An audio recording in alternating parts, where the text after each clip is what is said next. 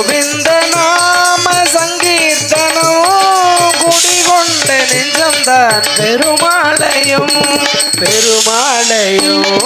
கோவிந்த நாம சங்கீர்த்தனம் குடிகொண்ட நெஞ்சம்தான் பெருமாளையும் நாராயணா எனும் பாராயணம் நலம் யாவும் தருகின்ற தேவாமிர்தம்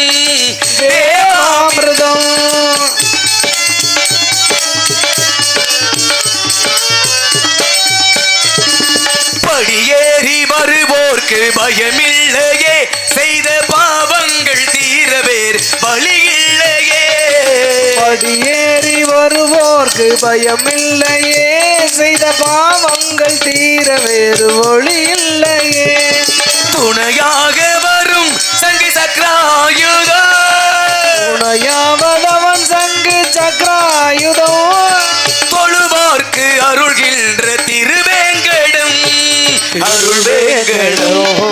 நாராயணா எனும் பாராயணம் நலம் யாவும் தருகின்ற தேவாமிர்தம்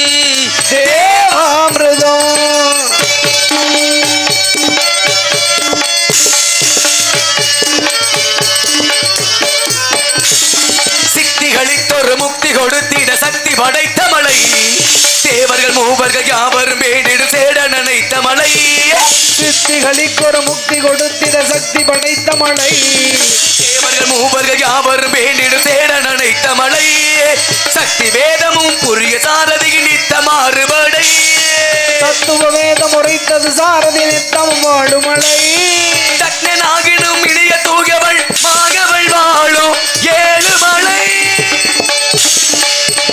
நாராயணா ஓம் நமோ நாராயணா ஹரி ஓம் நமோ நாராயணா பரவரத்திலே பரம் தோன்றி பரத்திலே சிவம் தோன்றி சிவத்திலே சக்தி தோன்றி சக்தியிலே நாதம் தோன்றி நாதத்திலே இவன் தோன்றி விந்துவிலே சதாசிவம் தோன்றி சதாசிவத்திலே மகேஸ்வரன் தோன்றி மகேஸ்வரனில் ருத்ரன் தோன்றி ருத்ரனில் விஷ்ணு தோன்றி விஷ்ணுவில் பிரம்மா தோன்றி பிரம்மாவில் ஆகாயம் தோன்றி ஆகாயத்தில் வாயு தோன்றி வாயுவில் தேய்கு தோன்றி தேய்வில் அப்புவி தோன்றி அப்புவியில் பிரதிவி தோன்றி பிரதிவியில் அன்னம் தோன்றி அன்னத்திலே கண்ணே நர மிருக பட்சிகள் தவாரச கமதிகள் தோன்றி தொடர்ந்த வழியே ஒடுங்கப்படவாம் ஒடுகின்ற வழியே மீண்டும் படைக்கப்படுவதாம் அப்படி படைப்பு தொழுதை என் தந்தையாகப்பட்டவர் மேற்படுகின்ற பொழுது இப்பிறவியில் கலகப்பிரகனாராயண திருநாமத்தோடு பிறந்து ஒரு நாளைக்கு ஒரு கலகம் செய்யாவிடில் என்னுடைய சிரமாகப்பட்டது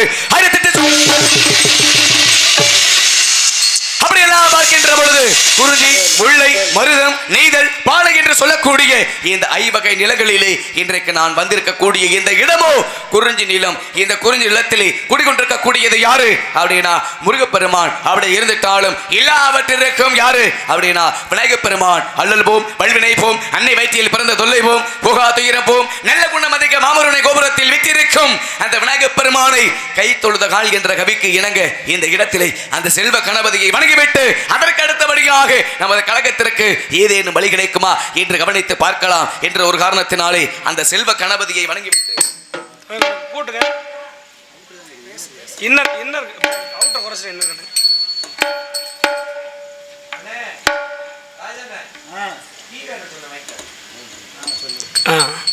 தம்பி கொஞ்சம் கூட்டுங்க.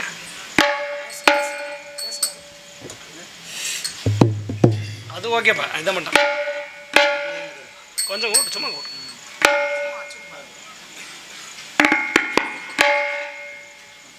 இதை கொஞ்சம் கூட்டுங்க.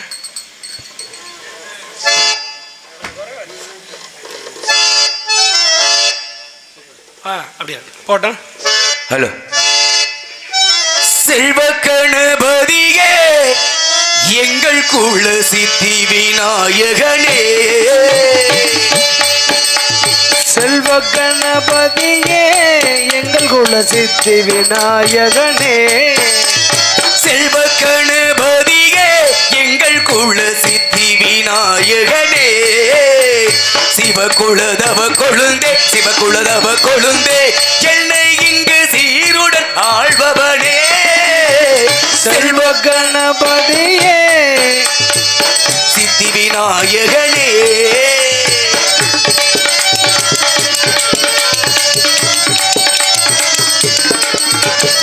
ஆதிக்கும் காரணனே பிள்ளை முக ஆனந்த பூரணனே, ஆரிக்கும் காரணனே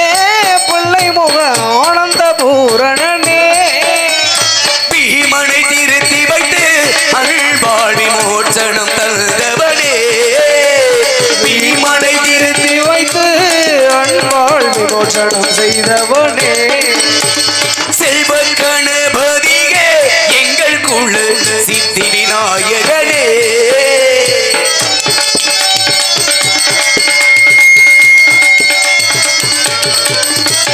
நல்ல தோசைகளில் எல்லாம் உடன் நிற்கும் பல்லவ கணபதியே நல்ல தோசைகளில் எல்லாம் நல்லை முக நல்லமை கணபதியே பிள்ளையாரே கணேசா மும்மூர்த்திக்கும் பெரியவனே நேசா பிள்ளையாரே கணேசா மும்மூர்த்திக்கும் பெரியவனே வெங்கடேசா செல்வ கணபதியே எங்கள் குல சித்தி விநாயகனே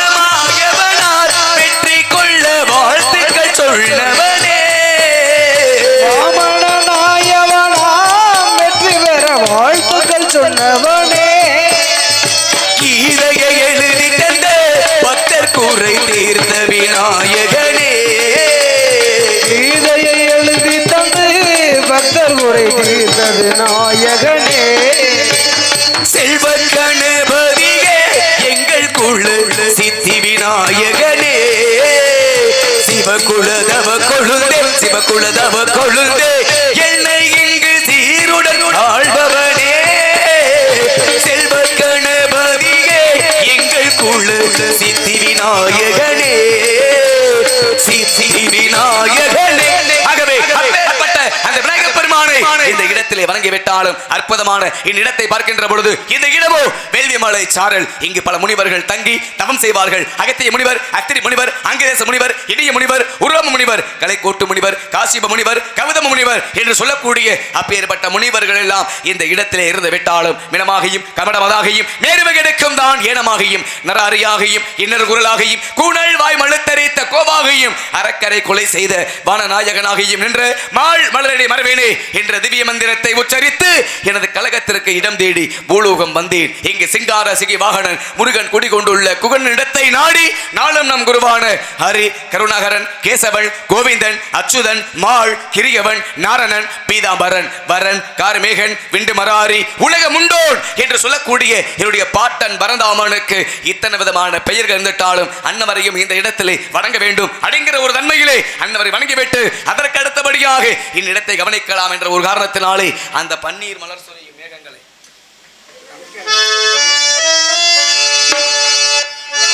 பன்னீர் மலர் சொரியும் மேகங்களே எங்கள் பரந்தாமல் மெய்யழகை பாடுங்களே பன்னீர் மலர் சொரியும் மேகங்களே எங்கள் பரந்தாமன் மெய் அழகை பாடுங்களே கோடி திங்கள் தரும் ராகங்களே கோடி தென்றல் தரும் ராகங்களே எங்கள் ஸ்ரீ கிருஷ்ணன் மூர்த்தி புகழ் பாடுங்களே எங்கள் ஸ்ரீ கிருஷ்ணன் மூர்த்தி புகழ் பாடுங்களே புல்லாங்குழல் கொடுத்து மூங்கில்களே எங்கள் புருஷோத்தமள் புகழ் பாடுங்களே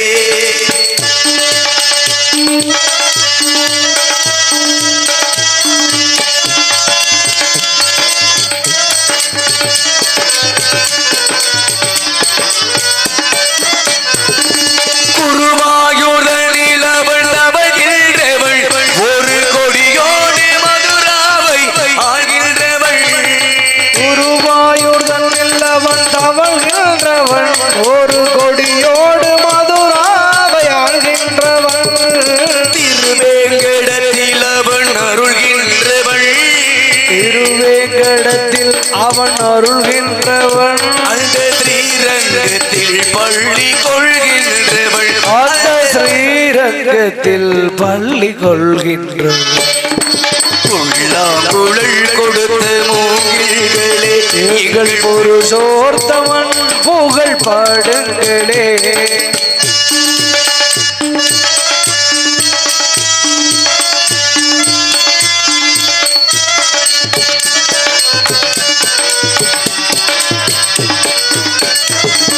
பாஞ்சாலி புகழ் காக்க தங்கை கொடுத்தான் அன்று பாரத போர்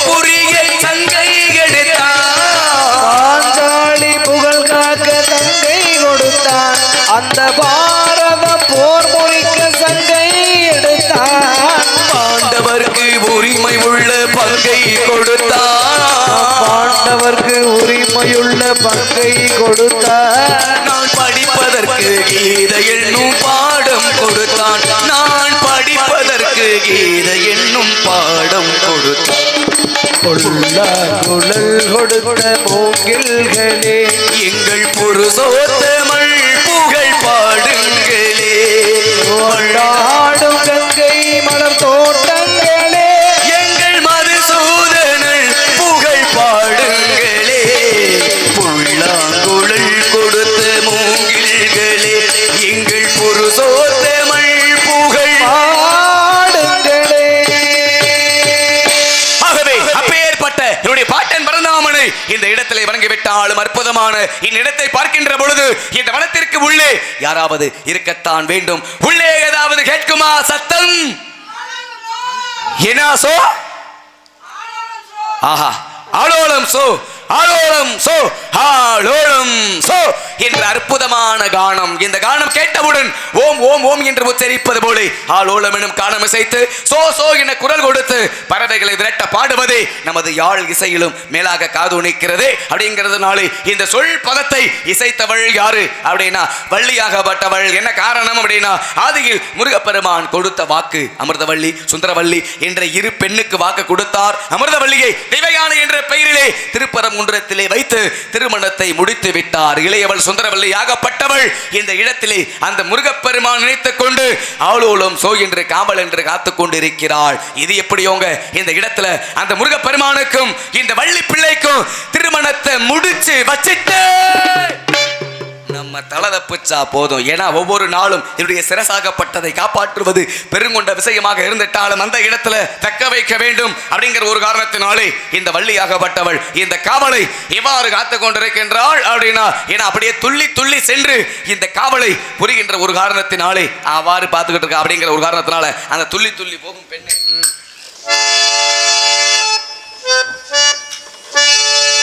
துள்ளி துள்ளி போகும் பெண்ணே சொல்லி கொண்டு போனாள் என்ன கண்ணி உள்தல் பேர் என்ன வெள்ளி கொலுசு போகும் திசையில் பாவி நெஞ்சு போவதென்ன துள்ளி துள்ளி போகும் பெண்ணே சொல்லி கொண்டு போனாள் என்ன கண்ணி உள்தல் பேர் என்ன வெள்ளி கொலுசு போகும் திசையில் பாவி நெஞ்சு போவதெங்கே துள்ளி துள்ளி போகும் பெண்ணே சொல்லிக் கொண்டு போனால் என்ன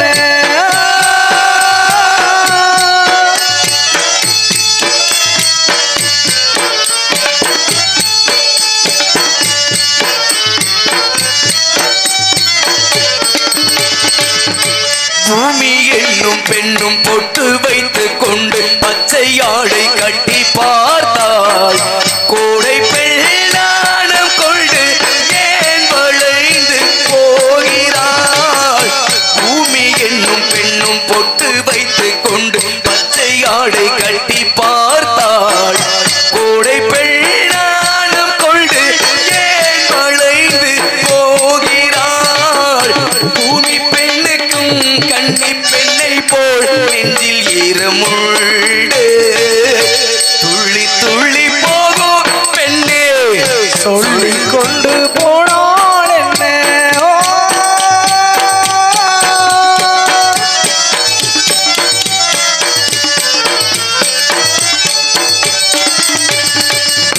அந்தி வெளிச்சம் முந்தி விரித்து பந்தி இங்கு வைக்கும் நேரம் பூச்சில் பூமிகளாம் நான் வணங்கும் காதலி. அந்தி வெளிச்சம் முந்தி விரித்து பந்தி இங்கு வைக்கும் நேரம் பூச்சில் பூமிகளாம் நான் வணங்கும் காதலி. மண்டியிட்டு நான் மட்டம் தரவா தென்றல் பெண்ணே வா வா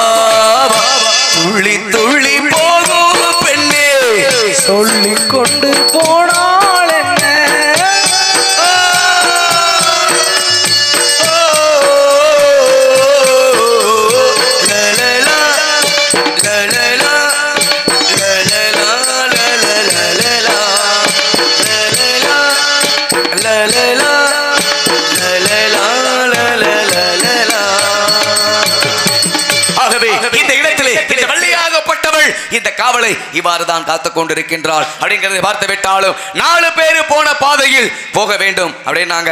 அப்பர், சுந்தரர், மாணிக்க வாசகர், திருஞான சம்பந்தர் 4 பேர் மெச்ச வாழ வேண்டும் அப்படின்னா மாதா, பிதா, குரு, தெய்வம் தன்னை 10 மாதம் 300 நாள் சுமந்து இந்த உலகத்திற்கு நம்மை முதலாக கொண்டு வரக்கூடியவள் யாரு அப்படின்னா நம்மை பெற்ற தாயாகப்பட்டவள் அன்னவளை தான் முதலாக வணங்க வேண்டும் அப்படின்னாங்க. இன்னைக்கு பெற்ற தாயை வணங்குறது என்ன நினைக்கிறது கூட கிடையாது. அம்மா உயிரோடு இருக்கும் பொழுது 5 ரூபாய்க்கு வடை வாங்கி கொடுக்க மாட்டான். ஆனா இறந்த பிறகு 10,000 ரூபாய்க்கு வெடி வாங்கி வெடிப்பா.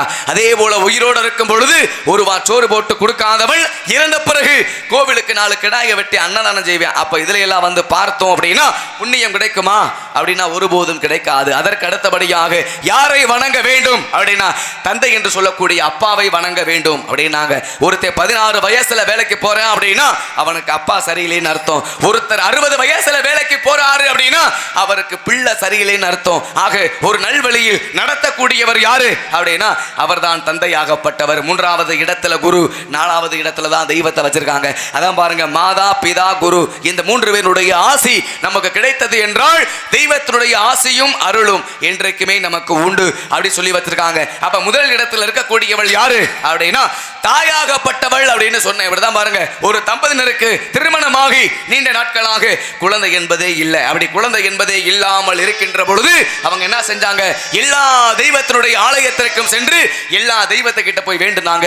அம்மா எங்களுக்கு குழந்தை இல்லை, உங்களுடைய அருளாலே ஒரு குழந்தை பிறக்கணும் அப்படின்னு சொல்லி தெய்வத்தை கிட்ட போய் வேண்டிய பிறகு நீண்ட நாள் கழித்து தெய்வத்தினுடைய அருளால் அவங்களுக்கு ஒரு குழந்தை பிறந்து விட்டது. என்ன குழந்தை அப்படின்னா அங்க ஒரு ஆண் குழந்தை பிறந்து விட்டது. அப்படி ஆண் குழந்தை பிறந்து தக்க பருவம், அதாவது திருமணம் முடிக்கக்கூடிய வயது வந்து விட்டது. அப்படி திருமணம் முடிக்கக்கூடிய வயது வந்த பிறகு பெத்தவங்களுக்கு ஒரு ஆசை. என்ன ஆசை அப்படின்னா ஆஹா நம்ம பையனுக்கு திருமணம் முடிக்கக்கூடிய வயசு வந்துருச்சு, நல்ல ஒரு பெண்ணை பார்த்து தனது பையனுக்கு திருமணம் பண்ணி வைக்கணும் அப்படின்னு ஆசைப்பட்டு என்ன பண்ணாங்க, ஊரு உலகம் எல்லாம் தேடி நல்ல ஒரு பெண்ணை பார்த்து தனது பையனுக்கு திருமணம் பண்ணி வச்சாங்க. அப்படி திருமணம் பண்ணிய உடனே வீட்டுக்கு வந்தா பாருங்க மருமக அப்படின்னு வீட்டுக்குள்ள அடி எடுத்து வைத்த உடனே அவ தான் கணவனை பார்த்து சொன்னாலா, ஏங்க இந்த வீட்டில் ஒன்று உங்க அம்மா இருக்கணும், இல்லைன்னா நான் இருக்கணும், நல்ல முடிவா எடுங்க அப்படின்னு யாரு வீட்டுக்கு வந்த மருமக சொன்னாலா. அப்பதான் கணவன் கேட்டானா, அம்மா எங்க அம்மாவை என்ன பண்ண சொல்ற அப்படின்னு, உங்க அம்மாவை கொண்டு போய் அநாத இல்லத்துல சேர்த்துட்டு வாங்க அப்படின்னு மனைவியாகப்பட்டவள் சொல்லு.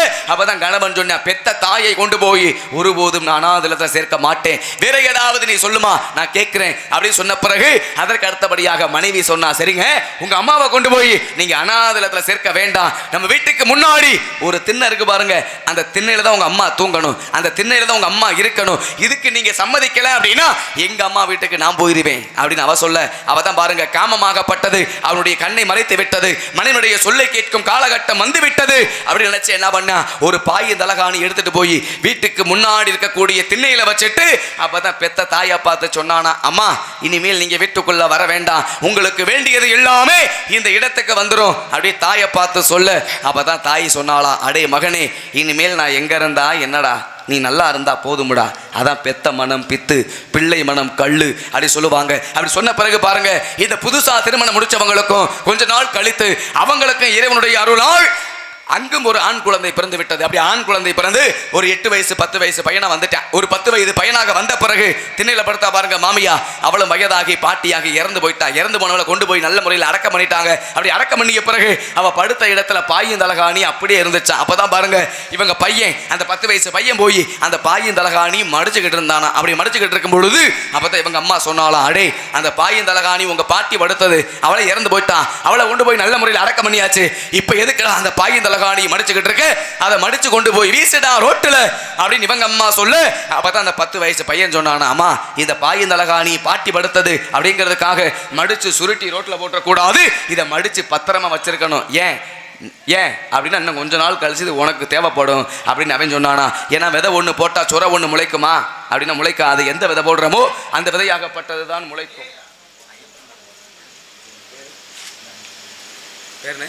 சரி சரி, அடியனுக்கு அன்பளிப்பளித்து பெருமை சேர்த்துள்ளார்கள். ஐயப்பனுடைய பாடல் பாட சொல்லி கேட்டிருக்காங்க. அவனுடைய விருப்பத்திற்காக கண்டிப்பான முறையில் பாடுறேன். 51 ரூபாய் அன்பளிப்பளித்து பெருமை சேர்த்த உள்ளங்களுக்கு உளமகிழ்ந்த நன்றி நன்றி நன்றிகிறத வணக்கத்தை தெரிவித்துக் கொண்டு அதே போல ஏன்னா தாய்க்கு நிகர் இந்த உலகத்தில் எதுவும் உண்டா அப்படின்னு கேட்டால் ஒருபோதும் கிடையாது. அதான் சொன்னாங்க, நம்மளுடைய நாட்டை வந்து தாய் நாடு அப்படின்னு பாடினாங்களே தவிர தந்தையர் நாடு என்று பாடியது கிடையாது. ஆனாலுமே எட்டயபுரத்தில் பிறந்த ஒருவர் பாடியது உண்டு. ஏன்னா செந்தமிழ் நாடு என்னும் போதினிலே இன்ப தேன் வந்து பாயுது காதினிலே, எங்கள் தந்தையர் நாடு என்ற பேச்சினிலே ஒரு சக்தி பிறக்குது மூச்சினிலே அப்படின்னு எட்டயபுரத்திற்கு யாரு அப்படியே தலையில் முண்டாசு கட்டிய பாரதியார் என்று சொல்லக்கூடியவர் அவர் பிறந்த மண்ணுக்கு அவர் பெருமை சேர்த்தார். அதே போல ராமநாதபுரம் மாவட்டம் அந்த ராமேஸ்வரத்திற்கு பெருமை சேர்த்தவர் யாரு அப்படின்னா டாக்டர் ஏபிஜே அப்துல் கலாம் ஐயா அவர்கள். ஏன்னா இவர்களாம் மனிதனாக பிறந்த தெய்வம். நன்றி நன்றி நன்றி நன்றி கைதட்டி பாராட்டி அனைத்து உள்ளங்களுக்கும் உள்ள மகிழ்ந்த நன்றி. ஏன்னா இவங்கெல்லாம் மனிதனாக பிறந்த தெய்வம். பாருங்க, ஏன்னா அப்துல் கலாம் ஐயா அவர்கள் வந்து இஸ்லாமியர் மதத்தை சார்ந்தவர் அப்படிங்கிறது எல்லோருக்கும் தெரிஞ்ச விஷயம். அப்படி இருந்தாலுமே நம்ம இந்து மதத்துக்கு சம்பந்தப்பட்ட மாரியம்மன் கோவிலுக்குள்ள போனாராம் யாரு அப்துல் கலாம் ஐயா. அப்படி மாரியம்மன் கோவிலுக்குள்ள போகும்பொழுது அந்த கோவில் இருக்கிற பூசாரி கேட்டாரா, ஐயா நீங்க அல்லாவை கும்பிடுறவங்க சாமியை கும்பிட மாட்டீங்க, ஆனா கோவிலுக்குள்ள வந்திருக்கீங்க, உங்க பேருக்கு ஒரு அர்ச்சனை பண்றீங்க அப்படின்னாரா. அப்ப எதுக்காக கோவிலுக்குள்ள வந்தீங்க அப்படின்னு கேட்கும் பொழுது அவதான் சொன்னாரா, எப்பா எம்மதமும் சம்மதம்னு தோணுச்சு, அதனால கோவிலுக்குள்ள வந்தேன். சரியா கோவிலுக்குள்ள வந்துட்டீங்க, உங்க பேருக்கு ஒரு அர்ச்சனை பண்றியா அப்படின்னாரா. அப்பதான் அப்துல் கலாம் ஐயா கேட்டாரா, எப்பா அர்ச்சனை அப்படின்னு சொல்றையே, அர்ச்சனை அப்படின்னா என்னப்பா அப்படின்னாரா. ஐயா எந்த பெயருக்கு அர்ச்சனை பண்றோமோ அவங்க எந்த குறையுமே இல்லாமல் இருப்பாங்க அப்படிங்கிறது எங்க இந்து மதத்தினுடைய சாஸ்திரம், அதனால உங்க பேருக்கு ஒரு அர்ச்சனை பண்றியா அப்படி கேட்ட பிறகு அப்பதான் அப்துல் கலாம் ஐயா சொன்னாரா, அப்படியாப்பா அப்ப எந்த பெயருக்கு அர்ச்சனை பண்றோமோ அவங்க எந்த குறையுமே இல்லாமல் இருப்பாங்க அப்படி நீ சொல்ற அப்படின்னா என் பேருக்கு நீ அர்ச்சனை பண்ண வேண்டாம், இந்தியாங்கிற பேருக்கு நீ அர்ச்சனை பண்ணு. காரணம் என்ன, என்னுடைய கனவு லட்சியம் எல்லாமே என் இந்திய மக்கள் எந்த குறையும் இல்லாமல் இருக்கணும் அப்படி சொன்னாரா. ஏன்னா அவருக்காக அவர் வாழல, அவர் குடும்பத்திற்காக அவர் வாழவில்லை. காரணம் என்ன அப்படின்னா நம்முடைய தமிழ்நாட்டுக்காக, தாய் நாட்டுக்காக, இந்தியாவிற்காக. ஏன்னா அன்னவர் நினைத்தது என்ன அப்படின்னு நம்மளுடைய நாடு வல்லரசு நாடாக வேண்டும் அப்படின்னு உறுதியோடு பாடுபட்டது யாரு அப்படின்னா அது டாக்டர் ஏபிஜே அப்துல் கலாம் ஐயா அவர்கள் மட்டும்தான். அன்னவர்கள் மறைந்தாலும் அன்னவருடைய புகழ் இந்த மண்ணை விட்டும் சரி மக்கள் மனதை விட்டும் சரி என்றைக்கும் மறையாது மறையாது மறையாது என்று தெரிவித்துக் கொண்டு இந்த இடத்துல நன்றி நன்றி நன்றி அன்பு அண்ணாவுடைய விருப்பத்திற்காக அந்த ஐயப்பனுடைய பாடலை பாடிவிட்டு இருமுடி தாங்கி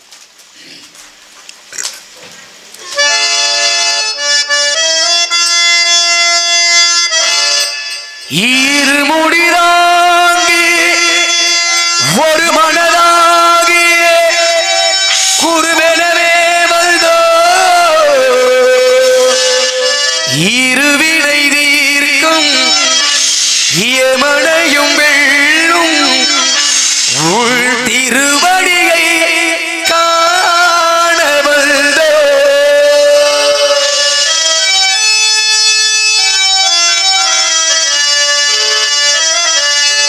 பள்ளிக்கட்டு சபரிமலைக்கு கள்ளும் முள்ளும் காலுக்கு மெத்தை சுவாமியே ஐயப்போ ஐயப்போ சுவாமியே. பள்ளிக்கட்டு சபரிமலைக்கு கள்ளும் முள்ளும் காலுக்கு மெத்தை சுவாமியே ஐயப்போ ஐயப்போ சுவாமியே சுவாமியே ஐயப்போ ஐயப்போ சுவாமியே. நெய் அபிஷேகம் சுவாமிக்கு கற்பூர தீபம் சுவாமிக்கு ஐயழிமார்கள் கூறிக்கொண்டு ஐயனை நாடி சென்றிடுவோம் சபரிமலைக்கு செல்றி